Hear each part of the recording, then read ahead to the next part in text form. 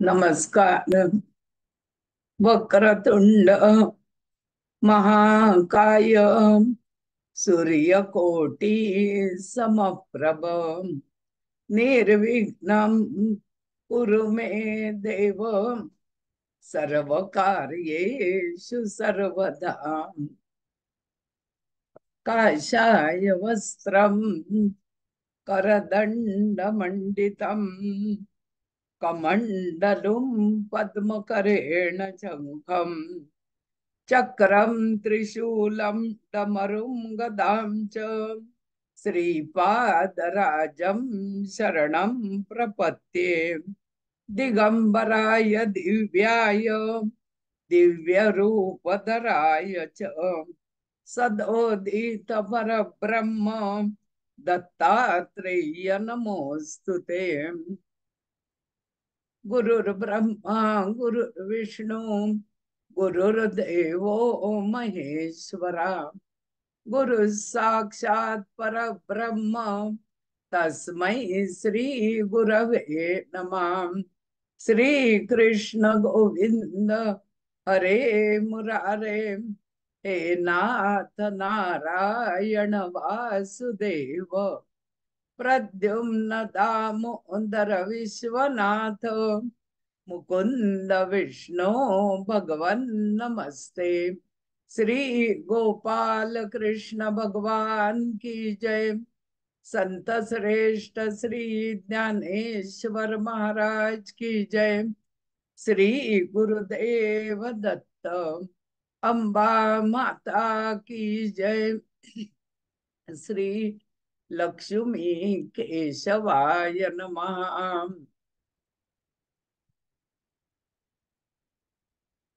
गुरुदेव दत्त गुरुदेव दत्त गुरुदेव दत्त गुरुदेव दत्त गुरुदेव दत्त आहेत मुक्त गुरुदेव दत्त गुरुदेव दत्त गुरुदेव दत्त सर्वत्र व्याप्त गुरुदेव दत्त गुरुदेव दत्त गुरुदेव दत्त सर्व ज्ञान प्राप्त गुरुदेव दत्त गुरुदेव दत्त गुरुदेव दत्त आम्ही तुमचे भक्त गुरुदेव दत्त गुरुदेव दत्त गुरुदेव दत्त गुरुदेव दत्त गुरुदेव दत्त गुरुदेव दत्त।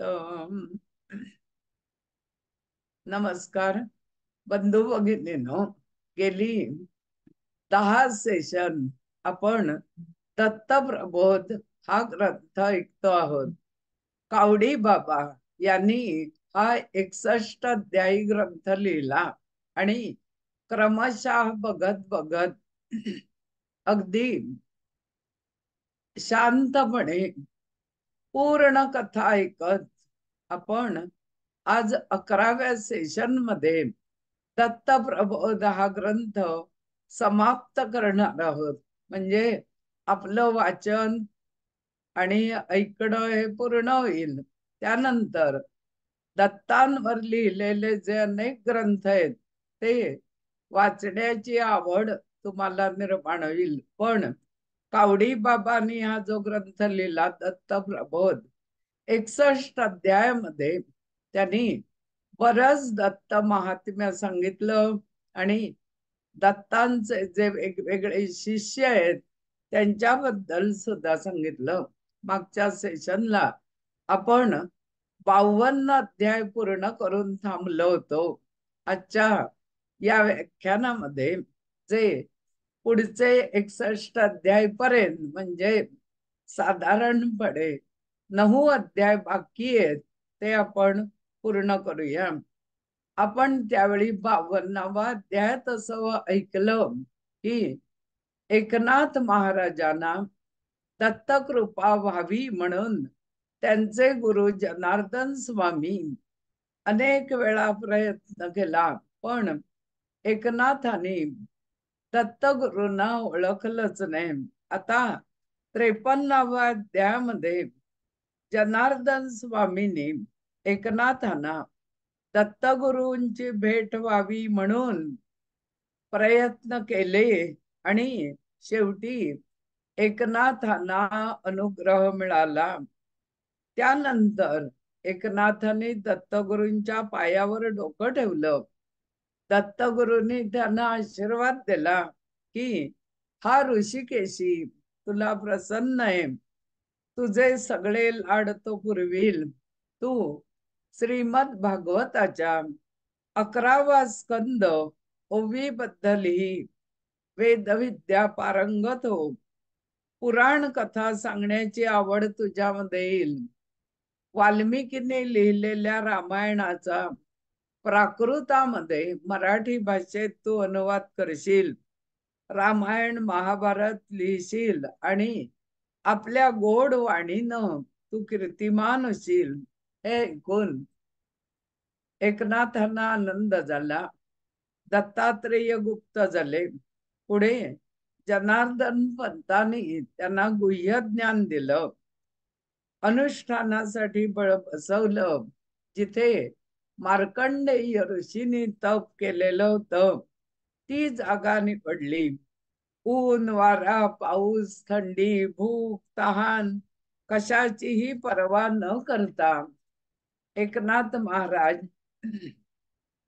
तपश्चर्येला बसले आणि त्यांच्या जवळ एक नाग वेटोळ घालून बसून राहिला. एक शेतकरी येऊन दूध आपोआप त्यांना देऊन जात असे. एक दिवशी एक वृद्ध पती पत्नी एकनाथांचा शोध करत आले आणि जनार्दन स्वामींकडून त्यांनी आज्ञापत्र लिहून आणलं होतं की तुमचं हे अनुष्ठान आवरलं की तुम्ही आपल्या मात्या पित्यांच्या घरी परत जायचं, दौलताबादला माझ्या घरी यायचं नाही. आणि खरोखरच एकनाथ त्यानंतर हे वृद्ध दोघ जण म्हणजे त्यांचे आई वडील होते, ते भेटीला आले. येताना जनार्दन पंतांचं पत्र घेऊन आले आणि मग एकनाथांचे अनुष्ठान आवरल्यावर ते पैठणला परत आले. त्यानंतर ते अनाथांचे नाथ बनले. पैठणच्या मंदिरात पुराण कथा सांगू लागले. केशव नावाचा एक ब्राह्मण त्यांच्या पुराण कथा ऐकायला रोज बसत असे. तो घरी येऊन त्यांची सेवा करू लागला आणि कीर्तनात सुद्धा त्यांना मदत करू लागला. एकदा कृष्ण जयंतीच्या निमित्तानं जनार्दन पंतांनी एकनाथांना बोलवून घेतलं आणि तिथला तो जन्म सोहळा बघून एकनाथ तृप्त झाले.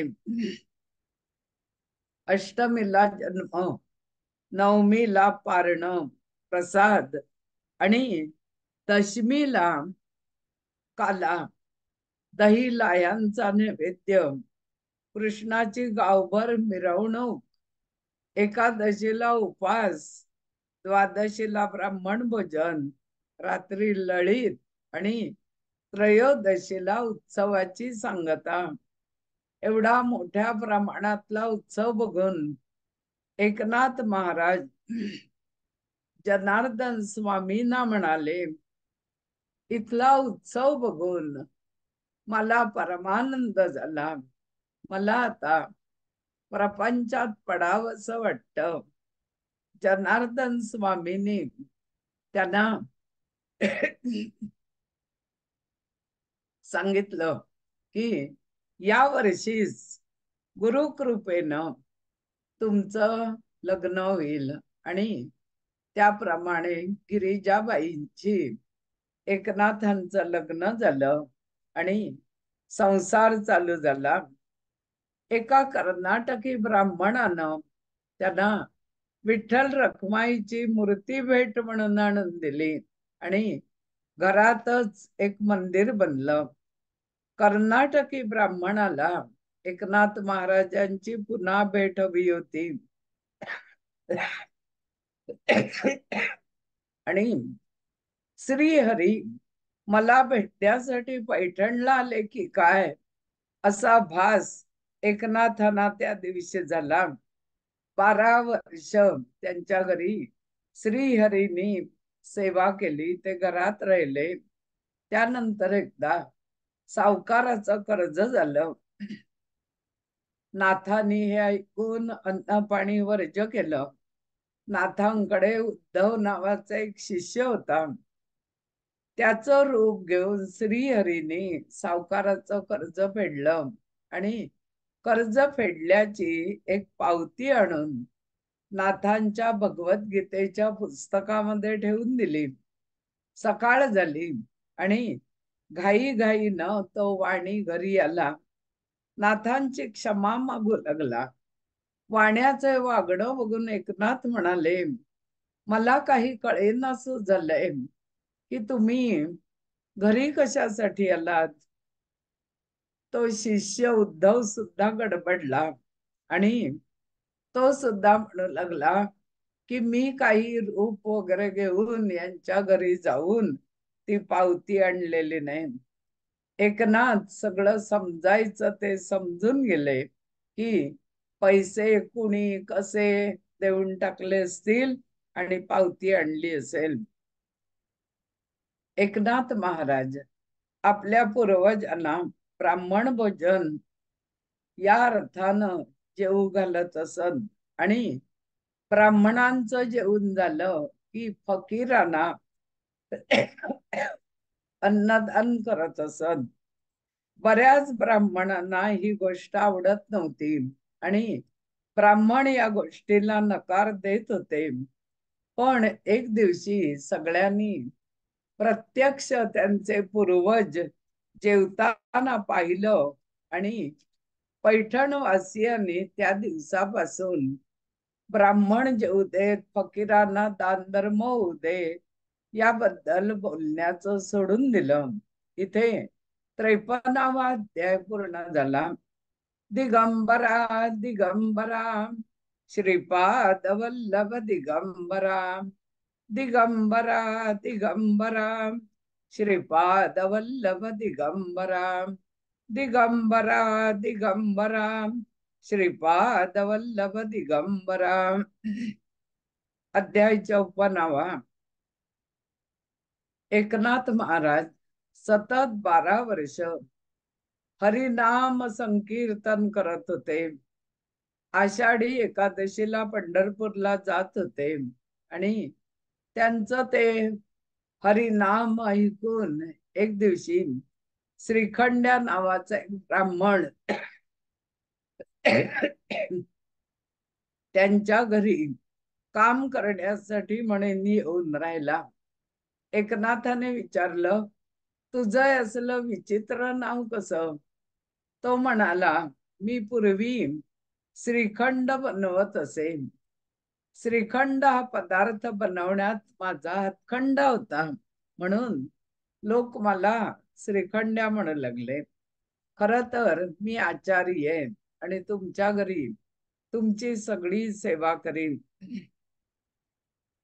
नाथांच्या घरी एक दिवशी श्राद्धाचं जेवण श्रीखंड्यानं बनवलं तर घराच्या बाहेर सुद्धा स्वयंपाकघरातला दरवळ सुटला आणि रस्त्यावरून जाणाऱ्या एका वृद्ध दाम्पत्याला जेवणाची खूप इच्छा झाली.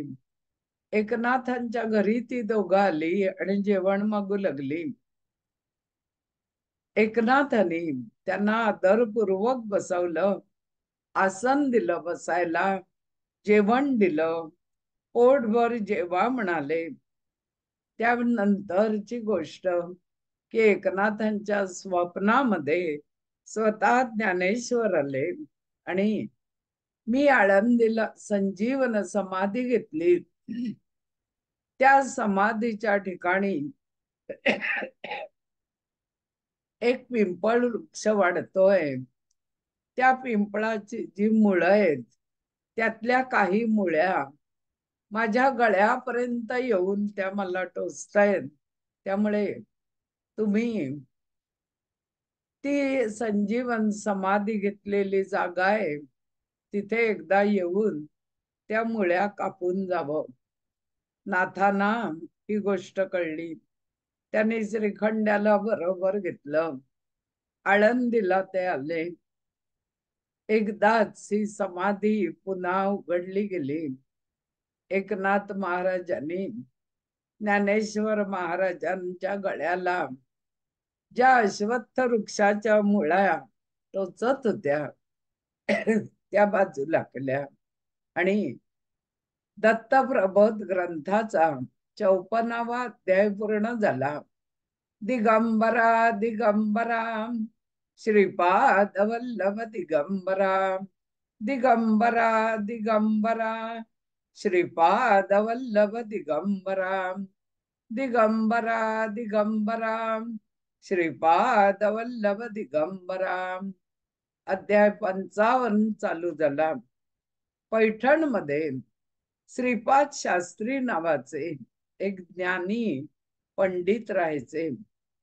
ते रोज लहान मोठा असा भेदभाव न करता सगळ्यांना नमस्कार करत असत आणि उठता बसता रामकृष्ण हरी रामकृष्ण हरी या मंत्राचा जप करत असत. जर जीवनामध्ये केवळ आनंद हवाय, कसलीही अपेक्षा नाही, देवाकडे काही मागणं नाही, तर रामकृष्ण हरी हा जप करावा असं म्हटलंय. एकनाथ आणि श्रीपाद शास्त्री यांची खूप मैत्री होती. एकदा गोदावरी नदीला महापूर आला आणि एक गाढव त्या महापुरामध्ये सापडलं. श्रीपाद शास्त्रींनी या गाढवाला उचलून पुरातून बाहेर आणलं आणि ही गोष्ट बघून पैठणचे लोक म्हणू लागले, एकनाथ महाराज, श्रीपाद शास्त्रीने गाढवाला पुरातून बाहेर आणलं, तुम्ही सुद्धा गोदावरीत बसलेल्या नंदीला उठवण्याची ताकद तुमच्यात सुद्धा आहे. गोदावरीच्या पात्रामध्ये एक मोठा दगडी नंदी बसलेला आहे. एकनाथांनी या पाषाणाच्या या नंदीला ओरडून दाखवायला लावलं. एवढंच नव्हे तर या दगडी नंदीनं मलमूत्र विसर्जन सुद्धा केलं. हे अनेकांनी पाहिलं. हा दगडी नंदी आज सुद्धा गोदावरीमध्ये पाहायला मिळतो. चांग्या नावाचा एक त्यांचा शिष्य होता, पण हा चांग्या म्हणजे चांगदेव नव्हे, हा अंत्यज होता. आणि त्याला एकदा एकनाथांनी घरी जेवायला बोलावलं. नाथांना वाटलं की आपण ज्ञानेश्वरीवर टीका लिहायला बसणार, पण अजून लेखनाला गती मिळत नव्हती आणि हवी तशी प्रगती पण होत नव्हती. नाशिकच्या गोदावरी काठी बाजारपेठेत एक माणूस रफू करणारा बसलेला होता आणि एका स्त्रीच्या मौल्यवान रेशमी साडीला तो रफू करत होता.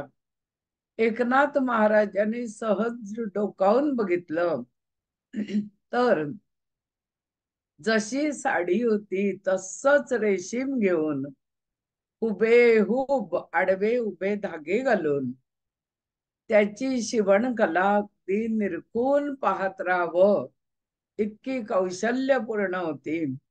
एकनाथांनी हे धागे पाहिले विणताना आणि त्यांना असं वाटलं स्वतःलाच की ज्ञानेश्वरी सारख्या पैठणीला माझ्यासारखा माणूस रफू तरी कसा करणार, ही कला मला काही अवगत नाही. एकनाथांनी त्या रफू करणाऱ्या माणसाला हात जोडले, त्याच्या कलेला नमस्कार केला आणि त्यालाच प्रश्न केला की श्रीहरी, मी आता काय करावं?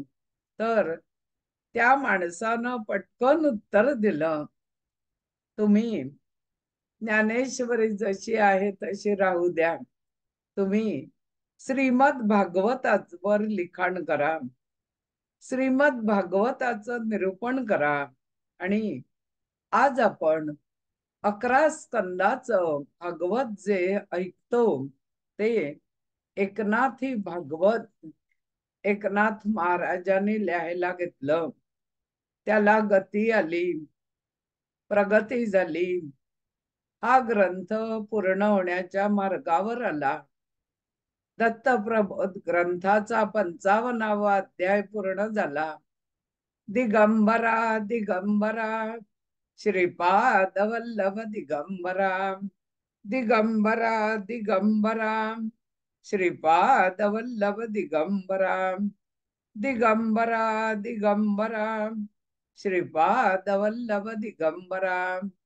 एकनाथ महाराज भागवत ग्रंथ लिहायला बसलेत आणि श्री दत्तात्रेयांनी त्यांना प्रत्यक्ष दर्शन दिलं. काशीच्या ब्राह्मणांनी एकनाथांना शासन करायचं ठरवलं. काशीहून 2 पत्र रवाना केली. ती पत्र घेऊन एक ब्राह्मण पैठणला आले आणि त्यामध्ये पत्रात नमस्कार चमत्कार लिहून शिक्षा अशी दिलेली होती की एकनाथाने आता भागवताचं पुढचं लेखन पैठणला करायचं नाही, तर काशीला येऊन राहायचं, रोज गंगेत स्नान करायचं आणि 300 शिष्यांनी त्यांना रोज 5 फटके मारायचे. हातात दंडुका घेऊन डोक्यावर फटके मारायचे. 300 लोकांनी प्रत्येकी 5 फटके म्हणजे 1500 फटके होतील. पत्राचा आशय एकनाथांना लक्षात आला की 1500 दंडुके डोक्यावर पडले तर आपण काही शिल्लक राहत नाही. काशी क्षेत्रीच आपल्याला मोक्ष मिळणार. हे काशी क्षेत्री गेले. गंगेमध्ये एकनाथ महाराज कंबरभर पाण्यात उभे राहिले. प्रत्येक शिष्य येत होता. त्या प्रत्येक शिष्याला एकनाथ उभे आहेत तिथे श्रीहरीचं दर्शन घडत होतं. कोणी फटका मारत नव्हतं. उलट पाण्यात उभ्या असलेल्या एकनाथांना नमस्कार करून प्रत्येक जण पुढे जात होता. एकनाथ मनानं अतिशय स्थिर होते. काशीच्या ब्राह्मणाने सुद्धा हळूच डोकावून पाहिलं तर त्यांना एकनाथांच्या जागी श्रीहरी दिसले. आता मात्र काशीचे ब्राह्मण म्हणाले, तुम्ही गंगेच्या काठी बसून पुढचे अध्याय पूर्ण करा. 5 अध्याय पूर्ण झालेले होते. पुढचे 6 अध्याय गंगेच्या काठी बसून त्यांनी लिहिले आणि ग्रंथपूर्तीचा सोहळा सुद्धा काशी क्षेत्री तिथल्या विद्वान ब्राह्मणांनी करण्याचं ठरवलं. ग्रंथ लिहून पूर्ण झाला की त्या ग्रंथाची पूजा होऊन त्या ग्रंथाला नैवेद्य दाखवला जातो. माझा ग्रंथ आज लिहून पूर्ण झाला.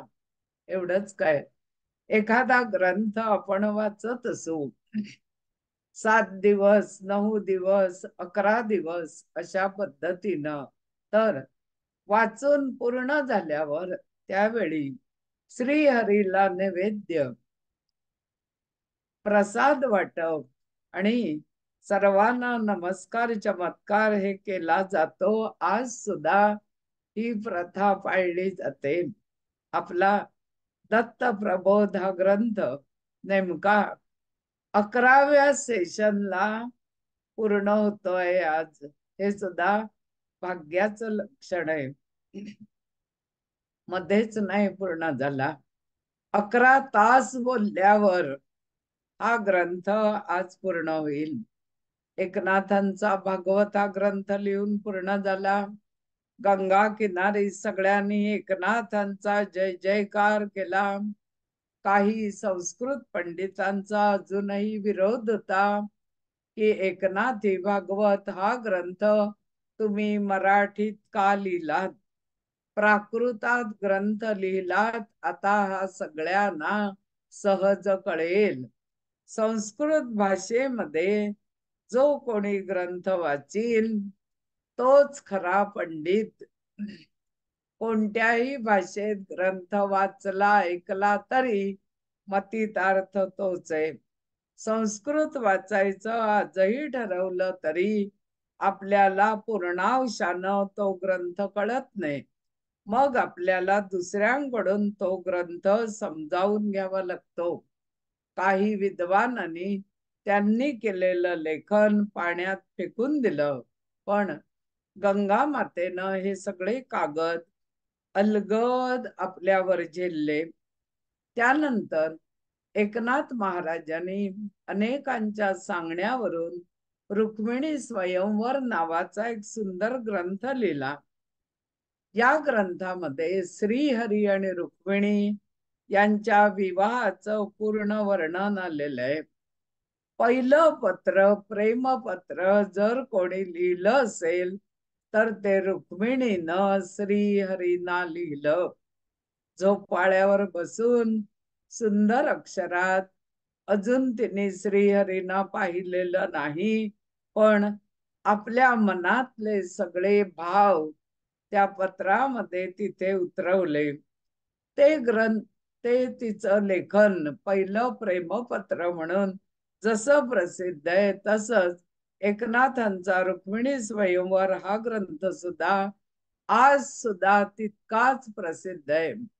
एखाद्या मुलीचं खूप प्रयत्न करून सुद्धा लग्न ठरत नसेल तर सलग 6 महिने रुक्मिणी स्वयंवर एकनाथ रचित हा जो ग्रंथ आहे तो ग्रंथ तिला वाचायला सांगितला जातो.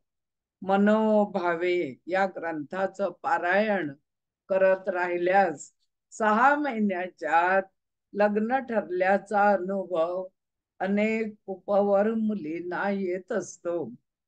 आज हा ग्रंथ उपलब्ध असून आपल्याला तो मिळतो. हा ग्रंथ लिहून झाल्यावर एकनाथ महाराज परत पैठणला आलेले दिसतात. वाटेत अंबेजोगाई हे गाव लागलं आणि त्यांना दासोपंत यांची भेट घ्यायची होती, म्हणून अंबेजोगाईमध्ये जोगेश्वरीचं दर्शन घेतलं. दासोपंतांच्या ते घरी गेले. दासोपंत हे मोठे दत्तभक्त होते. त्यांनी पासोडी नावाचा ग्रंथ कापडावर त्या काळी लिहिला होता. महिसा बिब्याच्या शाईनं हा ग्रंथ लिहिला. पांढरं स्वच्छ कापड घेतलं आणि त्याच्यावर हा ग्रंथ लिहिला. कापड कालांतरानं जीर्ण झालं म्हणून त्याला पाठीमागून दुसऱ्या कापडाचा एक सपोर्ट लावून आता तो ग्रंथ गुंडाळून ठेवण्यात आलेला आहे. दासोपंतांकडे दत्त जयंतीचा उत्सव त्या काळी होत असेल. आज सुद्धा अंबेजोगाईला गेलात तर दासोपंत देशपांडे यांचं घर आहे त्या स्थितीमध्ये आपल्याला बघायला मिळतं. जरी काळ खूप गेलेला असला तरी त्यांच्या पुढच्या लोकांनी, देशपांडे कुटुंबियांनी त्यांचं हे घर आज सुद्धा नीट ठेवलेलं दिसतं, बघण्यासारखं आहे.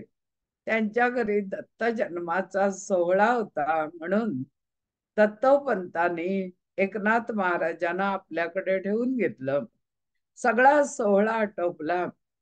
सगळ्यांनी पूजा अर्चा केली आणि हे दासोपंत सहज एकनाथ महाराजांना म्हणाले, आता उत्सवाची समाप्ती होणार, त्यावेळी दत्त पादुकांवर मी पिवळी फुलं वाहणार.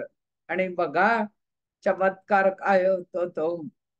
दासोपंत दत्तांच्या पादुकांवर पिवळी फुलं वाहतायत.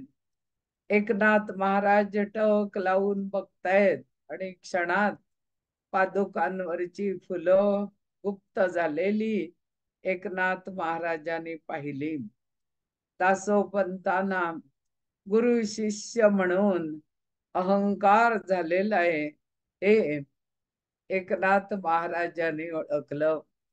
आपल्याला येत असलेले अनुभव, आपण करत असलेली देवाची सेवा, आपण करत असलेला पूजा पाठ जप मंत्र तंत्र अनुष्ठान हे सांगायचं नसतं. तुम्हाला कोणी तुमच्या बँकेच्या पासबुकाचा नंबर विचारला तर तुम्ही जसा सहज सांगणार नाही, तसंच हा भाग सुद्धा आपल्या अनुभवाचा कोणालाही सांगायचा नाही.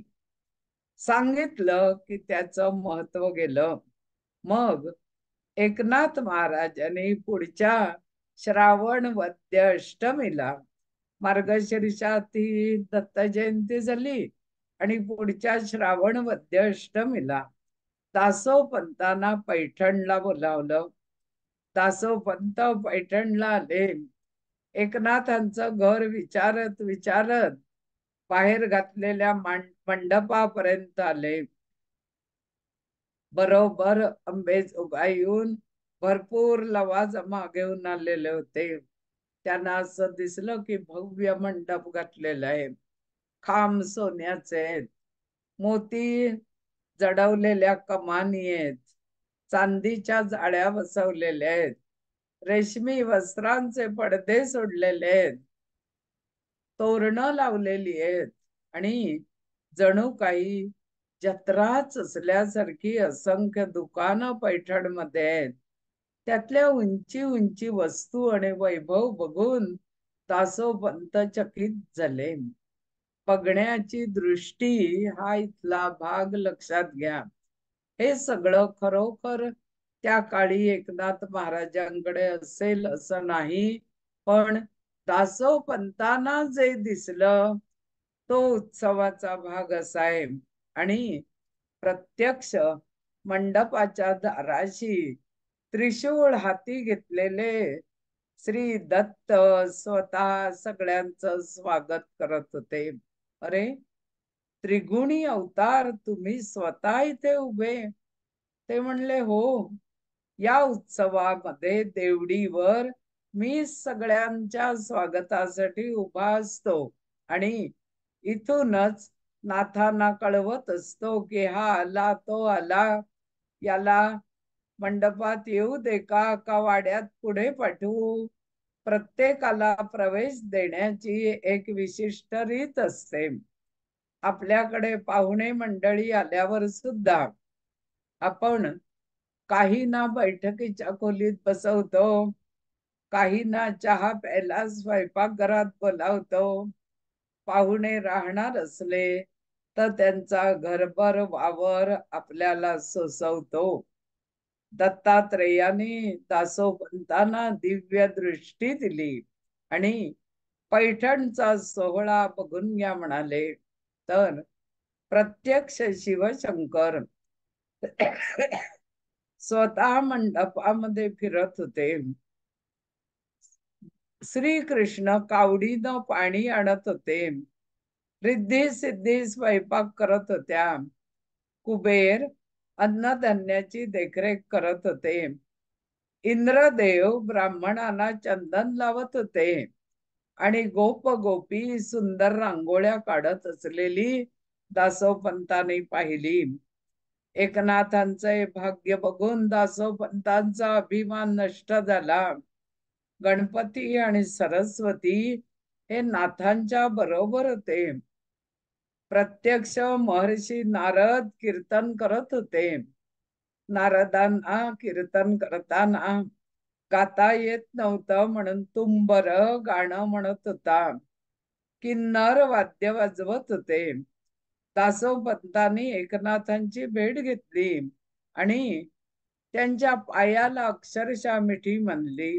ते म्हणाले, नारद तुंबरू हो साम गायन करी, असं आपण का म्हटलो ते आज मला कळलं.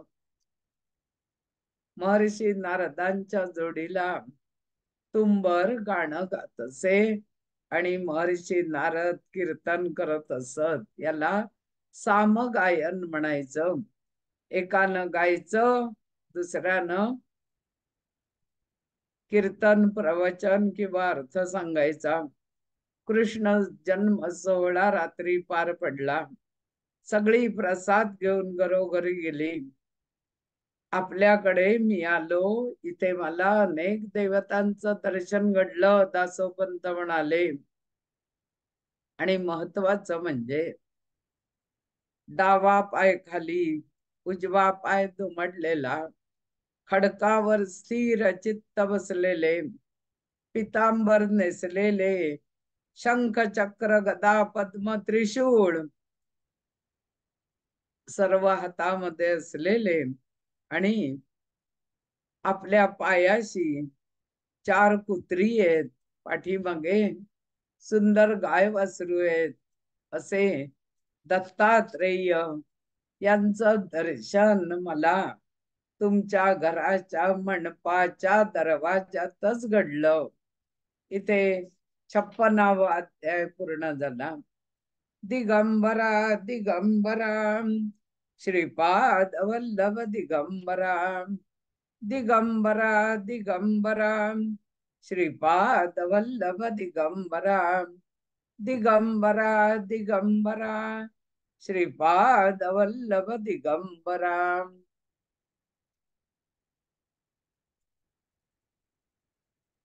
57वा अध्याय.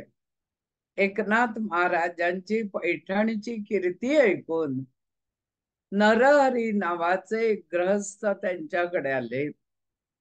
ते प्रपंचामध्ये अतिशय उदासीन होते. त्यांना पत्नीचा, मुलांचा मोह नव्हता. लौकिक सुखाची आच नव्हती. एकनाथांचं कीर्तन ऐकून ते इतके भारावले, प्रभावित झाले की मला सुद्धा असं कीर्तन करायला शिकवा. ते नाथांच्या घरी राहू लागले, त्यांची सेवा करू लागले आणि त्यांनी कीर्तन शिकून घेतलं. त्यांना एकनाथ महाराजांनी दौलताबादला पाठवलं. जनार्दन स्वामींची आता तिथे समाधी होती. नरहरी, तू तिथे जा, तिथे सेवा कर. ते तुझ्यासाठी उत्तम स्थळ आहे.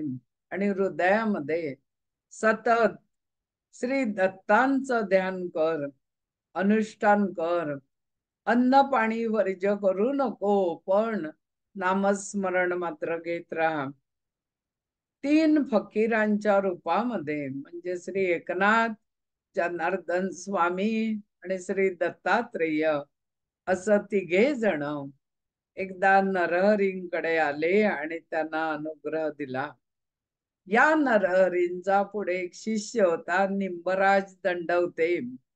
त्याच्याही घरी काही कमी नव्हतं. त्याचे आई वडील धार्मिक होते आणि ते सतत नमः शिवाय या पंचाक्षरी मंत्राचा जप करत, कडुलिंबाची पानं रोज खाऊन हा मंत्र जप करत असत. त्यानंतर या उभयतांना पुत्र झाला. त्याचं नाव त्यांनी निंबराज ठेवलं. या निंबराजाचं मुंज झाली, लग्न झालं आणि या निंबराजाने 2 पत्नी केल्या. पहिल्या पत्नीला मुलबाळ झालं नाही म्हणून दुसरी पत्नी त्यांनी केली आणि ते भावानगर इथे नोकरी सुद्धा करत असत. या दोन्ही बायकांमध्ये एक बायको खूप त्रस्त होती आणि सतत उलट सुलट बोलत असे. तिनं निंबराजांना खूप त्रास दिला. या त्रासामुळे निंबराज तिथून निघायचं ठरवलं. त्यांनी नोकरीचा राजीनामा दिला. ते द्वारका नगरीत गेले आणि तिथे श्रीहरीची सेवा करत त्यांनी पुढचं आयुष्य घालवलं. एक नाही म्हणून दुसरं स्वीकारायला जावं तर आपल्यावर सुद्धा किती कठीण प्रसंग येत असतात हे निंबराजांच्या या गोष्टीतून ऐकूया. इथे आपला 57वा अध्याय पूर्ण झाला आणि 58वा अध्याय चालू झाला. निंबराजांची कथा अजून तशीच पुढे चालू आहे. निंबराज आता द्वारकेमध्ये राहू लागले. दोन्ही बायका भावानगरला पाठीच राहिल्या. जय जय रामकृष्ण हरी हा जप ते अखंड करत होते. त्यांनी भारत भ्रमण केलं, प्रवास केला. वाराणसी मध्ये मनकर्णिका घाटावर स्नान केलं. तिथून ते गया आणि प्रयागला गेले. पूर्व बंगालला गेले. ओरिसा मध्ये गेले. जगन्नाथांचं दर्शन घेतलं. कामाक्षीचं दर्शन घेतलं. गंडकेश्वरी येऊन शाळीग्रामाचं दर्शन घेतलं. पुढे ते अयोध्येला आले. मणिपूरला मातापूरला रेणुका मातेचं दर्शन घेऊन गिरनार पर्वती आले आणि श्री सद्गुरूंच्या चरणी ते शरण गेले. नंतर नरहरीना श्री दत्तांनी षडाक्षरी मंत्र दिला, गुरुदेव दत्त, गुरुदेव दत्त. आपल्याला गुरु लाभला नसेल, आपण गुरु केला नसेल, पण आपण गुरु हे तत्व मानत असू तर गुरुदेव दत्त हा षडाक्षरी मंत्राचा जप नेहमी करावा. जे शिक्षण घेतात, जे दुसऱ्यांना शिकवण्याचा व्यवसाय करतात, क्लास घेत असतील, शिक्षक असतील, प्राध्यापक असतील, अशांनी सुद्धा श्री गुरुदेव दत्त हा जप रोज करावा. गुरूंच्या सांगण्यावरून निंबराज आपल्या गावी एकदा परत आले. पुन्हा संसारात रमले, प्रपंच केला, अखंड नामस्मरण केलं. एकदा कावडी घेऊन पाणी आणताना पुढ्यात एक गवा नावाचा प्रचंड प्राणी आला. पण ते नाम घेत होते म्हणून हा गवा सुद्धा एका बाजूनं सरळ निघून गेला. असेच एकदा जंगलातून ते निघाले होते. समोर वाघ आला, पण त्याच्या मुखामध्ये गुरुदेव दत्त हे नाम ऐकून वाघ सुद्धा दुसरी बाजू घेऊन निघून गेला. एकदा एका देवळामध्ये झोपले होते तर एक हत्ती एकदम देवळाला धडक मारून आत आला आणि हे निंबराज श्रीहरीचे एक पद गात होते. हत्ती एकदम शांत उभा राहिला आणि त्यांनी सुद्धा हे पद म्हणून होईपर्यंत ते पद ऐकलं आणि पुन्हा देवळात बाहेर निघून गेला. इंद्राच्या शापानं निंबराज एक गंधर्व असून मनुष्य योनीमध्ये जन्मले होते आणि मग इथे श्री दत्तगुरूंनी त्यांचा उद्धार केला आणि दत्त प्रबोध ग्रंथाचा 58वा अध्याय पूर्ण झाला. दिगंबरा दिगंबरा श्रीपाद वल्लभ दिगंबरा, दिगंबरा दिगंबरा श्रीपाद वल्लभ दिगंबरा, दिगंबरा दिगंबरा श्रीपाद वल्लभ दिगंबरा. 59वा अध्याय. याच निंबराजांनी पंढरपूरची यात्रा त्या काळी केली आणि वारकरी पंथाची पताका त्यांनी हाती घेतली. श्रीहरीनं भरजरी रेशमी वस्त्र पंढरपूरच्या वाटेवरून निघताना त्यांच्या खांद्यावर ठेवलं आणि चंद्रभागेच्या तीरावर हे निंबराज सुखावले. अशी या निंबराजांची कथा आज सुद्धा वारकरी ज्यावेळी 21 दिवस चालत विठ्ठलाच्या दर्शनाला निघतात त्यावेळी त्यांना सुद्धा खूपदा श्रीहरीच्या उपरण्याचा स्पर्श आपल्याला झाला असं वाटतं. श्रीहरींचं जे रेशमी पितांबर आहे त्याचा झुळूक वारा आपल्याला लागून गेल्याचा भास अनेकांना होत असतो. कोणीतरी आपल्याला दिलेला प्रसाद हा श्रीहरीने दिलेला प्रसाद आहे असं भक्तांना वाटतं. एवढी पांडुरंगाची भक्तांवर कृपा आहे. अगदी निंबराजांपासून आपण या सगळ्या गोष्टी बघत गेलो तर आजचे वारकरी सुद्धा आपल्याला अशा कथा सांगतात. वारा ऊन पाऊस यामध्ये त्यांना त्रास होत नाही.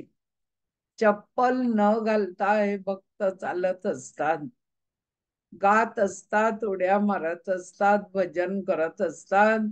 आणि महत्वाचं म्हणजे घरातून एक पैसा सुद्धा कनवटीला नसताना अनेक भक्त पंढरपूरची यात्रा नीटपणे करून सुखरूप घरी पोहोचतात.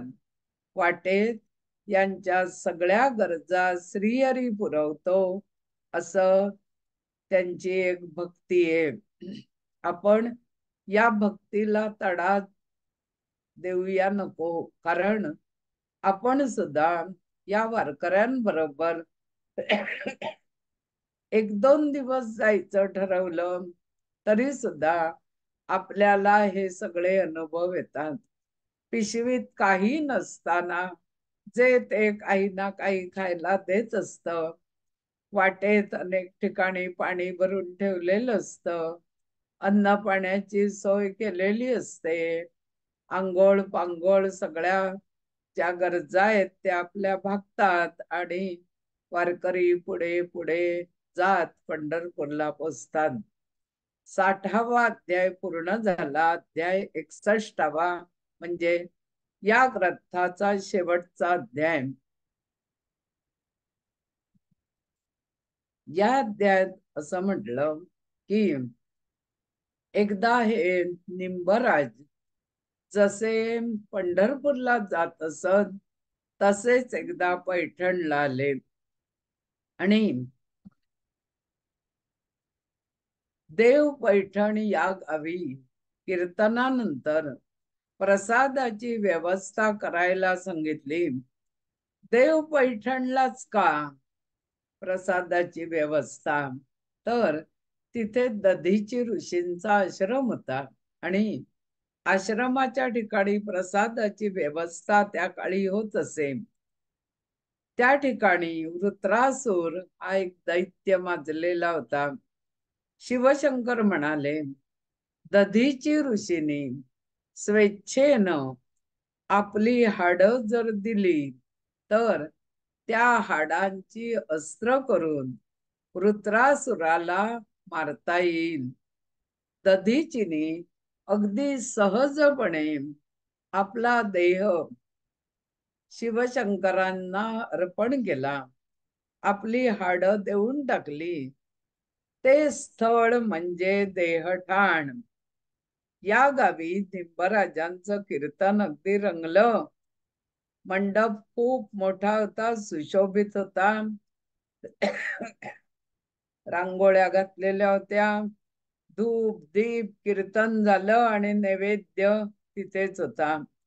निंबराजांनी सगळ्या देवांना त्या दिवशी जेवायला बोलवलं. ओ तुम्ही कीर्तन करता ते आम्ही ऐकतो, पण खरोखरचे देव येऊन इथे कसे जेवतील? आणि तिथल्या लोकांनी खरोखर देव पैठण या गावी देव जेवताना बघितले. आपला हा भक्त, आपला शिष्य याच्याकडे जे काम सोपवावं ते तो करतो असं निंबराज होते. कांबर या गावी या निंबराजांनी शेवटी समाधी घेतली. यांचे एक शिष्य होते अनंतदास आणि त्यांची पत्नी होती राधिका. अनंतदास हे ज्योतिषी होते, कीर्तनकार होते आणि अनंतदास देहभान विसरून कीर्तन करायचे. चातुर्मासाचे अगदी अखेरचे दिवस होते. दिवाळी जवळ आलेली होती. संध्याकाळच्या वेळी काळे ढग जमले, भयंकर पाऊस पडू लागला. कीर्तनात कुणाचं लक्ष असणार? अनंतदास थोडेसे खट्टू झाले, पण ते म्हणाले, जेवढं कीर्तन ऐकवता आलं, कारण धुवाधार पावसामध्ये कीर्तनाचे शब्द तरी भक्तांच्या कानावर पडायला हवेत. आज कीर्तन करत असताना 4-4, 5-5 माईक लावलेले असतात आणि आपला आवाज तिथपर्यंत पोहोचू शकतो. अजुना काळे त्यांनी थोडा वेळ कीर्तन केलं आणि सगळ्यांना म्हटलं, आजच्या कीर्तनाचा प्रसाद घेतल्याशिवाय कोणी जाऊ नका. ठरलेला कीर्तन सोहळा पार पडला आणि अनंत राज यांचा धावा जणू काही पांडुरंगाने ऐकला. हा कीर्तन सप्ताह होता. अजून 4 दिवस बाकी होते. पुढचे 4 दिवस सुखरूप कीर्तन पार पडलं. काल्याचं कीर्तन झालं. मंडपातले लोक सुरक्षित होते. अनंतदास आणि राधिका यांनी गंगाकाठी विष्णू पदावर आपला देह ठेवला. हे अनंतदास म्हणजेच दत्त प्रबोध या ग्रंथाचे मराठी निरूपणकार अर्पणानंद यांचे आई वडील होते. दत्तात्रेयांच्या रूपातच त्यांना वडील दिसत असत. दत्त कृपेनं शालिवाहन शके 1782 म्हणजे इसवी सन 1860 मध्ये त्यांनी दत्त प्रबोध नावाचाच पण गोष्टीरूप ग्रंथ लिहिला. पुन्हा 1916 साली दत्त प्रबोध गोष्टीरूप ग्रंथ पुन्हा नव्यानं प्रकाशित झाला. हा ग्रंथ निरूपण रूपानं मी तुम्हाला गेल्या 11 व्याख्यानामध्ये सांगितला. मूळ ग्रंथ कावडी बाबांनी ओवी-बद्ध लिहिला. त्या काळची ओवी-बद्ध रचना अत्यंत रसाळ असा ग्रंथ, त्याचं गोष्टीरूप रूपांतर अर्पणानंदानी 1860 मध्ये केलं आणि 1916 मध्ये पुन्हा ग्रंथ नव्यानं प्रकाशित केला गेला. आज सुद्धा हा ग्रंथ उपलब्ध आहे आणि अशा प्रकारचं शब्दशः निरूपण सांगण्यासाठी, म्हणजे एक एक अध्याय घेत घेत निरूपण करण्यासाठी अनेक ग्रंथ तत्संबंधीचे वाचावे लागतात आणि तरच आपलं जे निरूपण आहे ते श्रोते ऐकतात. नाहीतर अशा प्रकारचे ग्रंथ दिवसेंदिवस जे निरूपण चालतं, त्यामध्ये निरूपणकारांनी लिहिलेल्या ग्रंथाचा भाग हा खूप मोठा आहे. मी कश्यप गोत्री प्रतिभा विवेक दिवलकर या ग्रंथाचं मला जसा उमजला समजला तसं मी तुम्हाला निरूपण केलं आणि हे निरूपण मी यापूर्वी 5 ठिकाणी केलेलं होतं. पण बरेच श्रोते असं म्हणतात की आम्हाला 5 दिवसामध्येच तुम्हाला काय ऐकवायचं ते ऐकवा. कोणी म्हणतं सप्ताह करूया, 7व्या दिवशी समाप्ती करा. पण तुम्ही मात्र मला असे श्रोते भेटलात की तुम्ही म्हटलं तुम्ही सावकाशपणे आम्हाला ग्रंथ सांगा. मग रोज 5, 6 किंवा 7 असे अध्याय सांगत सांगत तब्बल 11 दिवस आपल्याला लागले. आणि हे सगळं निरूपण करत असताना तुम्ही या कथेच्या रंगामध्ये रंगून गेलात. मनात या सगळ्या साठवून ठेवल्यात कथा. आणि अर्पणानंदाने जो ग्रंथ लिहिला, कावडी बाबांनी जो ग्रंथ लिहिला, त्या ग्रंथाचं आनंद कंद असा लाभ आपण घेतला. तुम्ही आणि मी, वक्ता आणि श्रोता, म्हणजे आपल्यात एक अनुबंध किंवा एक नातं जुळावं लागतं. नातं जुळल्याशिवाय कोणी कोणाचं ऐकून घेत नसतो. नाहीतर सांगणारा सांगत असतो, ऐकणारा एका कानानं ऐकतो, दुसऱ्या कानानं सोडून देतो. असं झालं नाही. या ठिकाणी श्रोते कमी उपस्थित असले तरी रेकॉर्डिंग तुम्ही सगळी जण ऐकत आलात. याचा अर्थात सांगणाऱ्यालाही आनंद वाटतो. श्री दत्तात्रेयांची कृपा तुमच्यावर आणि माझ्यावर नियमित राहावी. अवधूत चिंतन दत्तात्रेय तुम्हा सर्वांचं कल्याण करो. आणि दत्त प्रबोध ग्रंथाच्या श्रवणामुळे तुम्ही जी काही मनोरथ केलं असेल, मनोकामना केली असेल, आणि हा ग्रंथ तुम्ही ऐकला असेल, कारण कोणताही ग्रंथ सांगायला सुरुवात करण्यापूर्वी संकल्प केला जातो, मी हा ग्रंथ कशासाठी ऐकते आहे, तर आपल्या आनंदासाठी आपण हा ग्रंथ ऐकत होतो. तर तो आनंद कंद तुम्हाला लाभला असेल. तुमच्यावर दत्तात्रेयांची कृपा राहो आणि तुमच्या सगळ्या इच्छा पूर्ण होत.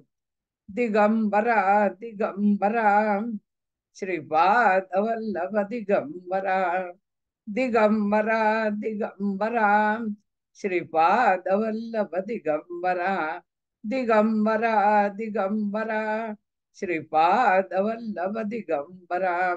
श्री कृष्ण गोविंद रे मुरारे, हे नाथ नारायण वासुदेव, प्रद्युम्न दामोदर विश्वनाथ, मुकुंद विष्णु भगवन नमस्ते.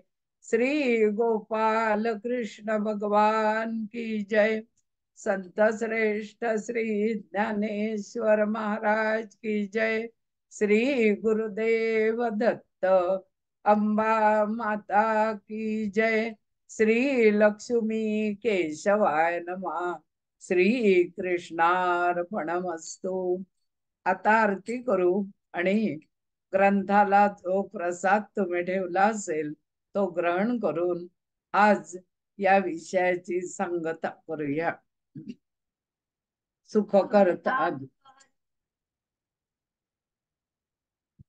वार्ता विघ्नाची, ही पुरवी प्रेम कृपा जयाची, सर्वांगी सुंदर ओटी सेंदुराची, कंठी झळके माळ मुक्ता फळाची. जय देव जय देव जय मंगल मूर्ती, दर्शन मात्रे मन कामना पूर्ती. जय देव जय देव. रत्न खचित परात गौरी कुमरा, चंदनाची उटी कुंकुम केशरा, हिरे जडित मुकुट शोभत बरा, गुणजुणती नूपुरे चरणी गागरिया. जय देव जय देव जय मंगल मूर्ती, दर्शन मात्रे मन कामना पूर्ती. जय देव जय देव. लंबोदर पीतांबर फणीवर बंधना, सरळ कंड वक्र दृढ त्रिनयना, दास रामाचा वाटपाहे सदना, संकटीचा वावे निर्वाणे रक्षावे, सुरवर वंदना. जय देव जय देव जय मंगल मूर्ती, दर्शन मात्रे मन कामना पूर्ती.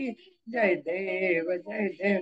त्रिगुणात्मक त्रैमूर्ती दत्त जाणा, त्रिगुणी अवतार त्रैलोक्य राणा, नेती नेती शब्द नये अनुमाना, सुरवर मुनि जन योगी समाधी जाणा, जय देव जय श्री गुरुदत्ता, आरती ओवाळी तारली भव चिंता, जय देव